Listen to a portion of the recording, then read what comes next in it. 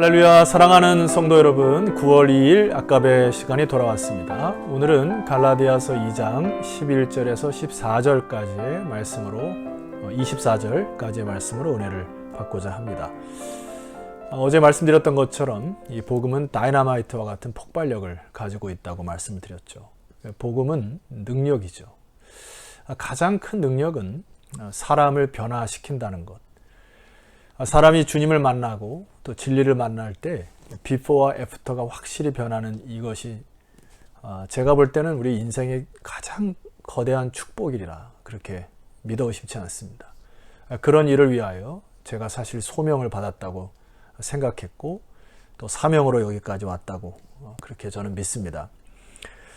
오늘 그 말씀에도 보면은 어제 말씀에도 복음이 악한 세대에서 우리를 건지신 그 은혜를 깨닫는 자들이 평강의 삶을 살고 평강의 사역을 하기 시작하는 것입니다. 그러므로 사도 바울이 늘 고백하는 것이 무엇인가 하니 나의 나된 것은 주의 은혜라 이렇게 고백하지 않습니까? 사도 바울이 주님을 만난 이후에 그의 은혜에 푹 젖어서 살아서 그의 삶이 평강의 사역으로 드러났다. 여러분, 우리가 먹는 김치도 푹 삭혀야 맛있는 김치처럼 우리가 복음의 은혜 가운데 푹 삭혀지는 이 시간이 되었으면 좋겠고, 갈라디아서를 묵상하면서 여러분들이 성령의 은혜에 푹 젖는 시간이 되었으면 좋겠습니다. 본문을 보아도 참 놀라운 부분은 수많은 사람들이 자기의 사도권을 의심하는 많은 사람들에게 딱딱한 논리로, 이성으로 그들에게 따박따박 이야기한 게 아니죠. 여기 보면 하나님이 받은 은혜가 푹 잠겨 있어서 그들에게 담대하게 때로는 온유한 심령으로 그들에게 말씀을 권면하고 자기가 받은 이 사실에 대하여 팩트, 사실을 정확하게 이야기하는 사도 바울을 만나게 됩니다. 자, 그래서 오늘 그의 중심과 마음이 변하게 된 동기나 사건들을 통하여서 복음의 정수를 맛보는 시간이 되었으면 좋겠습니다. 자, 첫 번째, 사도 바울이 이렇게 이야기를 합니다. 11절과 12절에 보면은 형제들아 내가 너에게 알게 하노니 내가 전한 복음은 사람의 뜻을 따라 된 것이 아니니라. 12절, 이는 내가 사람에게 받은 것도 아니요 배운 것도 아니요 오직 예수 그리스도의 계시로 말미암은 것이니라. 자, 여기 주목해야 될 단어 계시라고 하는 단어입니다. 일전에 제가 여러분에게 설명드렸던 기억이 나는데 계시를 가장 쉽게 표현한 것은 큰 가마솥 소뚜껑이 덮여있는 그 안에 어머니가 어떠한 밥을 또 그 안에 그 콩이나 혹은 뭐 밤이나 이런 것을 얹어서 어떤 밥을 하셨을까 혹은 어떠한 국을 끓이셨을까 했을 때 그 소뚜껑을 열었을 때 그 안에 있는 내용물을 보고 감탄하였던 것, 그것이 바로 계시라 말씀을 드렸죠. 그러니까 베일에 가려졌던 것들이 어떤 힘에 의하여 다 드러내질 때 그것을 계시라 말씀을 드렸습니다. 사도 바울은 이 계시를 깨달은 것이죠. 여러분, 우리는 1차적인 복음 안에 들어있는 사람들의 특징이 뭘까요? 감추어 있는 것들이 말씀을 보면서 그것이 깨달아지고 또 읽혀지고 보여지는 특징에 있다는 것입니다. 하나님의 성령에 감동하지 않은 사람들은 성경 말씀을 아무리 전해도 뜬구름 잡는 이야기로 여겨지게 되는데, 자, 오늘 이 방송을 듣는 우리 사랑하는 반석의 성도와 또 하나님 백성들 여러분, 말씀이 들려줄 때 여러분에게 아멘으로 받아주신 은혜가 있습니까? 예, 그것은 하나님께서 여러분의 마음속에 계시로 역사하셨다는 믿음으로 굳게 서시기를 소망합니다. 이 계시는 흔들리지 않기 때문에. 자, 두 번째예요. 사도 바울이 그 복음을 받은 이후에 복음을 받은 전과 후에 완전히 이 복음의 진리의 정수 앞에 푹 젖어 사는 삶을 사는데, 그 두 번째 이 사도 바울의 이 비포와 애프터가 변한 그 키포인트가 있습니다. 13절 말씀 보시면 좋겠는데, 내가 이전에 유대교에 있을 때에 행한 일을 너희가 들었거니와 하나님의 교회를 심히 박해하여 멸하고. 자, 사도 바울이 그 전에 그랬다는 얘기죠. before. 14절, 내가 내 동족 중 여러 영갑자보다 유대교를 지나치게 믿어 내 조상의 전통에 대하여 더욱 열심히 있었다. 자, 여기 보면은 하나님의 교회를 박해해도 심하게 박해했고, 유대교를 믿어도 지나치게 믿었고, 그래서 열심도 자기가 더욱 열심히 믿었다. 이게 완전히 골수분자였죠. 그러니까 진리를 알지 못하기 전에 자기가 갖고 있는 지식과 학식이 전부라고 생각했던 것입니다.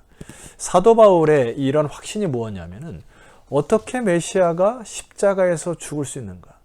유대인들, 이스라엘 백성을 구원할 구세주가 어떻게 십자가에서 죽을 수 있는가? 저것은 무저의 인생이라고 생각했던 것이에요. 메시아는 그렇게 오는 것이 아니라고 하는 자기의 지식과 학식에 완전히 사로잡혀 있었던 자가 바로 사도 바울이었죠. 여기에 보면 지나치게라고 하는 단어를 어원적으로 살펴보면 길을 밝히다라는 뜻이 있습니다. 그러니까 너무나 지나치게 믿어서 그곳에서도 전통 유대교에 있어서도 사도 바울은 선각자가 되었다라는 의미입니다. 여러분, 우리가 여기서 깊이 교훈 하나 얻어야 될 것이 있습니다. 진리를 떠난 또 하나님의 영에 감동되지 아니한 지나친 자기의 열심과 열정이 하나님의 나라를 거스를 수 있다는 사실을 유념하셔야 됩니다. 자, 우리는 주일에 말씀드렸던 것처럼 성령을 따라 행하지 아니하는 것 굉장히 위험합니다. 자기의 뜻과 주장에 너무 열심과 특심으로 고집하는 일을 그치시기를 주의 이름으로 축원합니다. 자, 15절은 이제 애프터죠. 그러나 이렇게 시작이 됩니다. 제가 오늘 여러분과 이 깊이 좀 묵상할 단어가 이 15절에 나오는데 읽어드리겠습니다. 그러나 내 어머니의 태로부터 나를 택정하시고 그의 은혜로 나를 부르시니가, 여기에 이 단어 택정하시고 라고 하는 단어입니다. 여러분, 이 단어에 밑줄을 좀 그셔야 되는데, 부르심이라는 단어는 제가 설교 때 많이 설명드렸기 때문에 오늘 설교를 안 드릴 테고요. 여기에 이 택정이라는 단어는 아폴리사스라고 하는 단어입니다. 이 정확한 뜻은 무슨 뜻인고 하니 어떤 경계로부터 멀어지게 한다라는 뜻입니다. 그러니까 단순히 사도 바울을 불러서 따로 세운 것이 아니라 어디로부터 구별하여 어떤 목적을 이루기 위하여 어떤 경계로부터 멀어져서 그를 택하였다. 이 목적과 방향이 있어서 그를 따로 세웠다. 이런 뜻입니다. 자, 사도 바울에게 있어서 그를 따로 세워 무엇을 하시려고 하셨다는 것입니까? 자, 16절 이하에 보게 되면은 그 아들을 이방에 전하기 위하여 그를 내 속에서 나타내시기를 기뻐하실 때에, 16절에 이 말씀 나오시죠? 사도 바울은 전통 유대인에게 꽉 복음이 묶여 있었던 이 시대에 사도를, 이 12사도를 외에 이 사도 바울을 택하여 이방인에게 전하기 위한 특별한 사역을 허락하시기 위하여 그를 택정하셨다. 그래서 여러분, 사도행전 19장 9절에 보면 사도 바울이 전도 여행을 떠나지 않습니까? 자, 이 전도 여행에 이런 부분이 있습니다. 어떤 사람들은, 사도행전 19장 9절입니다. 마음이 굳어 순종하지 않고 무리 앞에서 이 도를 비방하거늘. 자, 하나님의 진리의 도를 비방하는 자들이 있는데 바울이 그들을 떠나 제자들을 따로 세우고, 여기 택정이라는 단어가 제자들을 따로 세운다라는 의미인데, 그들을 떠나 제자들을 따로 세우고 두란노 서원에서 날마다 강론하였다.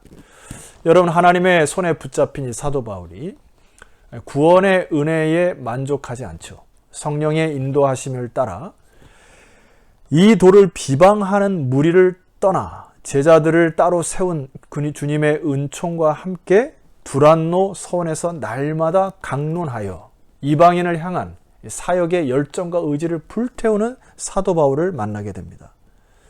여러분, 우리가 여기서 두 번째 좀 깊이 생각해야 될 것은 교회 공동체가 과연 무엇인가 라고 했을 때, 우리는 날마다 이 주의 말씀과 진리의 말씀을 나누고 묵상하여 하나님께서 맡기신 사역에 따라 그 사역에 순종하여 열심을 품고 주를 섬길 뿐만 아니라 주의 사랑으로 주의 나라를 이루어가는 이 사역에 올인해야 되는 것이 우리들의 인생이 되어야 될 줄 믿습니다.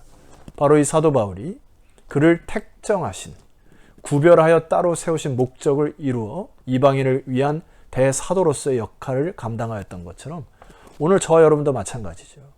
하나님은 여러분을 부르셨죠. 그러나 택정하신 것입니다.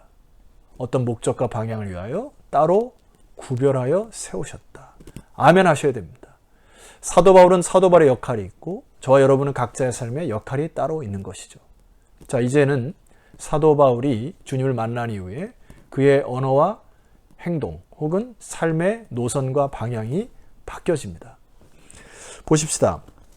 16절 이하에 그의 아들을 이방에 전하기 위하여 그를 내 속에서 나타내시기를 기뻐하셨을 때에, 자, 내가 곧 혈육과 의논하지 아니하고 하나님의 영에 감동되어 이끌림 받았다는 얘기죠. 17절. 또 나보다 먼저 사도된 자들을 만나려고 예루살렘으로 가지 아니하고, 아마 인간적으로는 예루살렘으로 가야, 예를 들어 여의도로 가야, 정치인들이 입문해야 거기에서 승승장구할 거 아닙니까? 자, 영적 성지인 예루살렘으로 가지 아니한 이유가 있어요. 하나님의 영의 인도함에 예루살렘으로 가지 아니하고 어디로 처음 갔다 합니까? 여기 17절 중반절 보세요. 아라비아로 갔다가 다시 다메섹으로 돌아갔노라. 3년 정도에 걸친 아라비아의 광야를 거쳐서 많은 주석학자들이 바로 이 아라비아에서 사도 바울이 계시를 받았다고 이구동성으로 다 이야기를 합니다. 여러분에게 아라비아와 광야와 같은 험한 시즌이나 또 험한 상태나 환경이 있습니까? 어쩌면 그곳이 하나님의 계시를 받을 수 있는, 메시지를 들을 수 있는 중요한 인생의 포인트라고 믿어서 순종하시는 여러분 되었으면 좋겠습니다.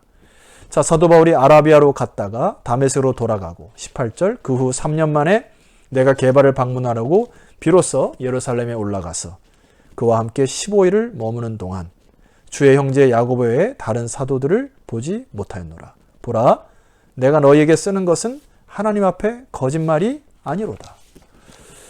그의 있는 그대로 사실을 이야기하고 삶의 역사의 히스토리, 자기가 걸어왔던 이야기들을 얘기함으로 자기가 받은 계시와 택정함과 사도로 부르심을 받은 것에 대한 정확한 변론을 굉장한 온유한 심령으로, 때로는 강한 메시지로 그들에게 전달하고 있습니다.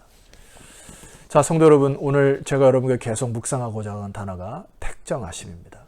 요한복음 15장 말씀 보니까 16절 너희가 나를 택한 것이 아니요 내가 너희를 택하여 세웠나니 이는 너희로 가서 열매를 맺게 하고 또 너희 열매가 항상 있게 하여.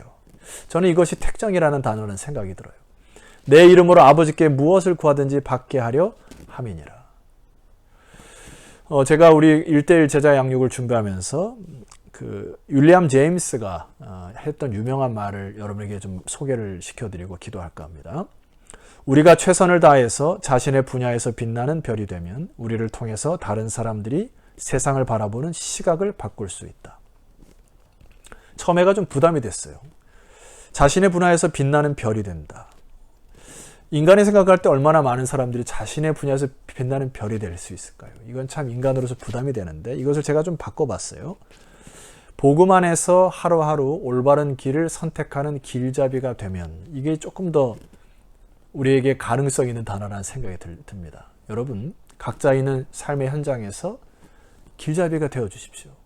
복음의 진리 안에 하루하루 성령에 인도하여 바른 선택과 바른 행동을 해 주십시오. 여러분이 걸어간 그 길이 후손들에게, 자녀들에게 이제는 세상을 바라보는 시각을 바꾸는 놀라운 역할을 감당하실 것입니다. 하루하루 삶이 중요해요. 여러분, 주님께서 그런 여러분들을 나중에 빛나는 별과 같이 만들어주시리라 믿어 의심치 않습니다. 저와 여러분은 하나님께서 택정하신 놀라운 주의 자녀이심을 기억하시고 오늘 하루도 믿음으로 승리하시는 귀한 날 되시기를 바라겠습니다. 기도드리겠습니다. 하나님 아버지, 감사합니다. 주의 은혜로 저희를 택하시고 또 주님의 사역으로 저희를 부르신 은혜 감사합니다. 각자의 삶에 있는 터전에서 부르심에 순종하여 택정하심을 받은 그 놀라운 은총 가운데 살아내는 믿음의 권속들이 다 되게 하여 주옵소서. 예수 그리스도 이름으로 기도드렸사옵나이다. 아멘. 자, 성도 여러분, 내일 아침은 갈라디아서 2장으로 여러분을 찾아뵙도록 하겠습니다. 내일 뵙겠습니다.